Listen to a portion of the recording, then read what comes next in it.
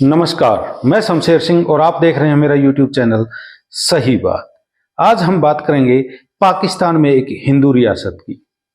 जी हाँ, पाकिस्तान में आज भी एक हिंदू राजा है, या ये कह लीजिए एक रियासत है जिस पे अधिकार एक हिंदू राजा का है। और वो रियासत है उमरकोट, जिसे पहले अमरकोट कहा जाता था। अमरकोट रियासत की नींव हिंदू राजा अमर सिंह ने रखी और आज वहां पर 36वें राणा अमर सिंह जो थे वो पहले राणा थे इस रियासत के, और आज वहां पर 36वां राणा हमीर सिंह हैं, जो कई बार मेंबर ऑफ पार्लियामेंट भी चुने गए और बड़ी शान बान से रहते हैं। ना उन्होंने अपना धर्म परिवर्तन किया और ना आज किसी की हिम्मत है कि उनको धर्म परिवर्तन कराने के बारे में कोई सोच भी सकता है।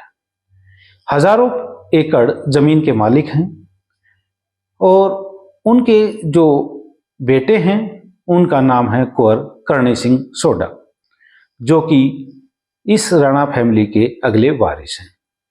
तो आज एक वीडियो देखते हैं जिसमें आप देखेंगे कि पाकिस्तान में किस प्रकार एक हिंदू राणा अपना वर्चस्व कायम किए हुए है। First class. कंवर साहब, आपके वालिद साहब अभी 36 राणा हैं आपके क्लैन के, आपके ट्राइब के। तो what are the qualification to become a Rana? आप नेक्स्ट इन लाइन भी हैं। देखिए, हम अपने आप को जब राजपूत कहते हैं तो इसका बेसिकली मतलब ये होता है कि संस्कृत में जो असल लफ्ज़ था वो था रज। रज बेसिकली मीन्स सॉइल, पूत मतलब उसका बेटा।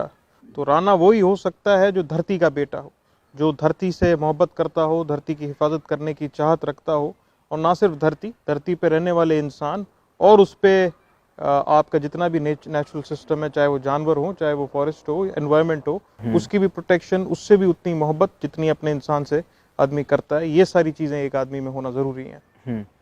Sir, Sindh is known to be land of Sufism, which means कि नो कलर और कास्ट क्रीड में कोई फ़र्क नहीं। तो यहाँ पर आपके एरिया में 50% मेजॉरिटी हिंदू है। तो how do you maintain piece in this area? इसमें भी क्रेडिट जो है हमारे बुज़ुर्गों को जाता है, ना सिर्फ हमारे यहाँ पे जितने भी हमारे हिंदू मुसलमान भाई हैं सारे, चाहे अमीर हो या गरीब, पर उनका जो एक आने जाने का, उठने बैठने का जो एक रिश्ता रहा है हर किसी से, उसी चीज़ को हमें कंटिन्यू करनी है, उन्हीं स्टेप्स पे हमें फॉलो करना है।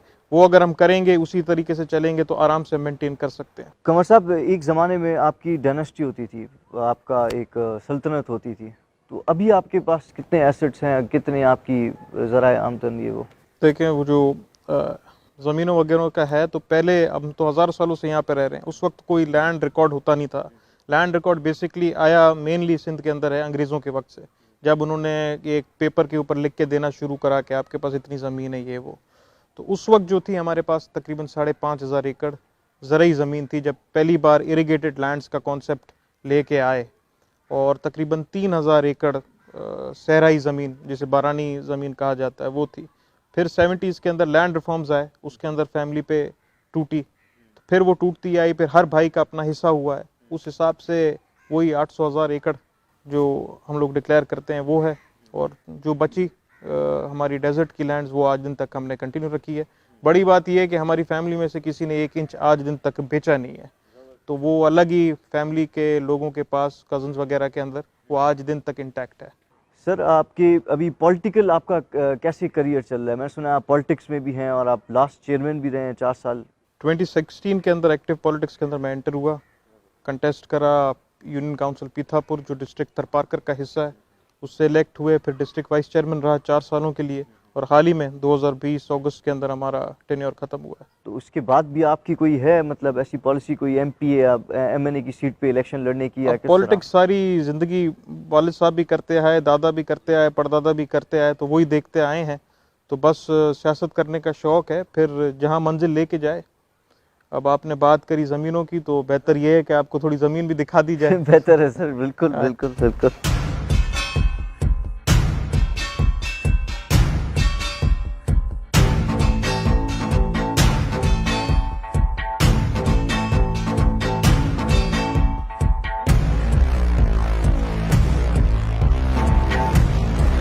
अमरकोट जो है वो गेटवे ऑफ थर है और इसका आधा हिस्सा ज्योग्राफिकली, इसका हाफ हिस्सा जो है वो राजस्थान राजपूताना और आधा धाट में आता है। इसका क्या मतलब है? अलग अलग जगहों का अलग अलग नाम रखा गया है। अब गेटवे ऑफ थर डेजर्ट आपने बात करी तो उसकी मेन वजह ही यही है कि आप सामने देख रहे हैं ये इरिगेटेड लैंड है सारा। अंग्रेज़ ये जो पानी का सिस्टम नेटवर्क लेके आए उससे ये इरिगेट होने लगा, नहीं तो भी सिंधु की जो है इरिगेशन यहाँ पे होती थी। लेफ्ट साइड पे अगर अपन जाएंगे तो डेजर्ट शुरू हो जाएगा। सही, इसलिए इसको कहता है गेटवे टू थर डेजर्ट। राइट। रही बात अलग अलग इलाके की, तो राजपूताने के अंदर भी आप जाएंगे तो मेवाड़ है, मारवाड़ है, अजमेरा है, अलग अलग इलाके।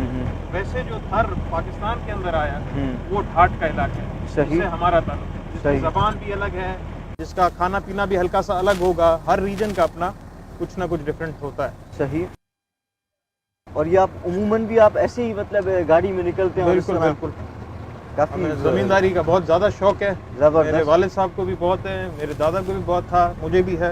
आपका घराना भारतीय महाराजाओं से, वहाँ के जो बादशाह हैं या महाराजा हैं, उनसे ज्यादा पाकिस्तान में असर सुख रखता है या नहीं रखता है? देखिए, मेरे नजरिए के मुताबिक अब वो राजा महाराजाओं के दौर गए।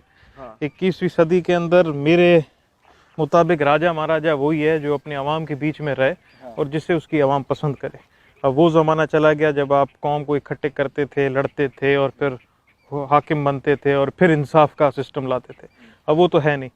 अब जो आदमी अवाम के बीच में रहे, जो जिसको अवाम जितनी पसंद करे, वही राजा है, वही महाराजा है। सही।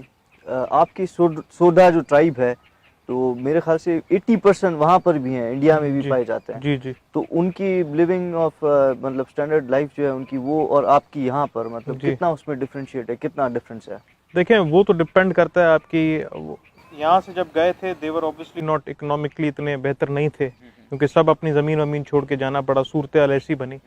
पर जिस आदमी ने भी वहाँ पे मेहनत करी इन 30-40 सालों में, तो उन्होंने जाहिर सी बात है अपनी स्टैंडर्ड ऑफ लिविंग उठाई है और वहाँ पे अभी बेहतर है।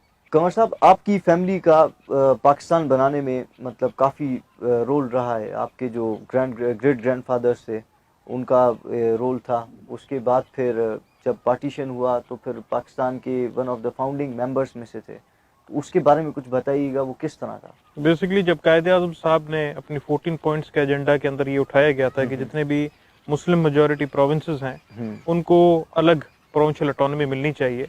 तो उस वक्त सिंध जो था वो बॉम्बे प्रेसिडेंसी का हिस्सा हुआ करता था। यहाँ का इलेक्टेड एमएलए उस जमाने के अंदर बॉम्बे जाके बैठता था। तो कायदे आजम की ये भी डिमांड थी कि सिंध को बॉम्बे से अलग किया जाए, क्योंकि सिंध की हमेशा से एक शिनाख्त रही है और ये one of the main points थे उन 14 एजेंडा के अंदर।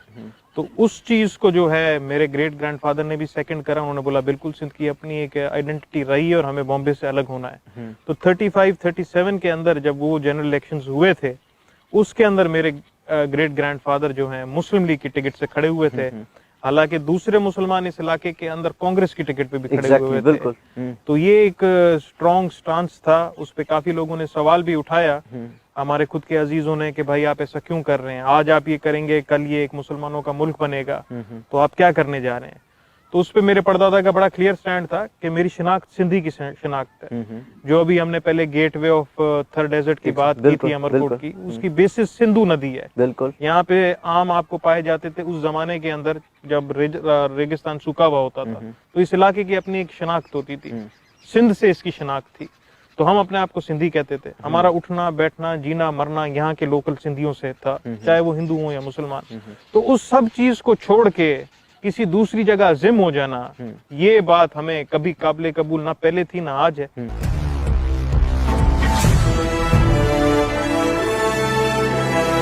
कौन साहब, ये हम पहुंच गए किले में। ये जहाँ तक हमने रिसर्च की है और जाना है तो 11वीं सेंचुरी में ये आपके बड़ों ने, राणा अमर सिंह ने इसको बनाया था। इस पर कॉन्फ्लिक्ट भी आता है कि कुछ कहते हैं कि कलोड़ा के दौर में बना था या सुमरा के दौर में बना था। इसके बारे में बताइएगा। कि अमर सिंह के बारे में कहा जाता है कि अमरकोट जो नाम है वो अमर सिंह के पीछे पड़ा गया। रही बात किले की, तो किले के बारे में आप सही कह रहे हैं। कुछ लोग बोलते हैं कलोड़ों के दौर पे बनाया गया, कुछ लोग कहते हैं कदीम है, कुछ लोग किताबों का हवाला दे के कहते हैं कि नहीं कलोड़ों ने बनाया। बाकी दूसरे लोग ये कहते हैं, जो बाहर अभी हमने सन का साइन देखा था, वो सन एक राजपूतों का साइन रहा है। तो कलोड़ा भला अगर कोई किला बनाएगा तो उसमें सन का साइन क्यों यूज किया गया?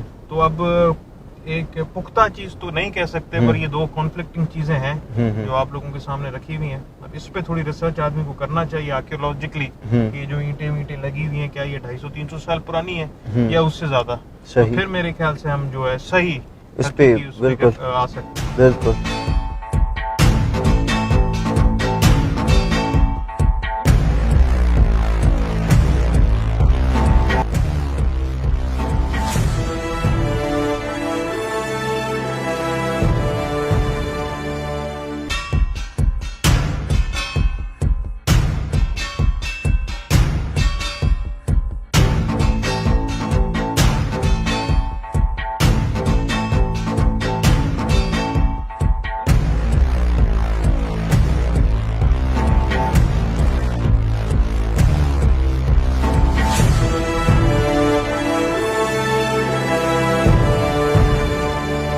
was born here, Exactly, but yes. people don't know about it। तो सबसे पहले तो बच्चों को ये पढ़ाया जाएगा कि अमरकोट है क्या चीज। बिल्कुल बिल्कुल। तो अभी आप हमें वहाँ पे भी लेके चल रहे हैं जहाँ पे वो वहाँ पे चलेंगे, आपको कुंवर साहब, ये मेरे ख्याल से शहनशाह हिंदुस्तान अकबर साहब का यहाँ पर जाए पैदाइश की जगह आप लेकर आए हैं। तो कहा जाता है कि आपके जो बड़े थे इन 15th सेंचुरी, उन्होंने इनको यहाँ पर इनके वालिद साहब को, हुमायूं को पनाह दी थी। इसके बारे में बताई गई क्या जी, है? उस वक्त जो राणा ऑफ अमरकोट थे उनका नाम राणा प्रसाद था। जी। उस वक्त हुमायूं को शेरशाह सूरी ने शिकस्त दे के हाँ। दिल्ली से भगाया था, और हुमायूं भागते करते जो आखिरी रिजॉर्ट था, जो था प्लेस, दैट वाज अमरकोट।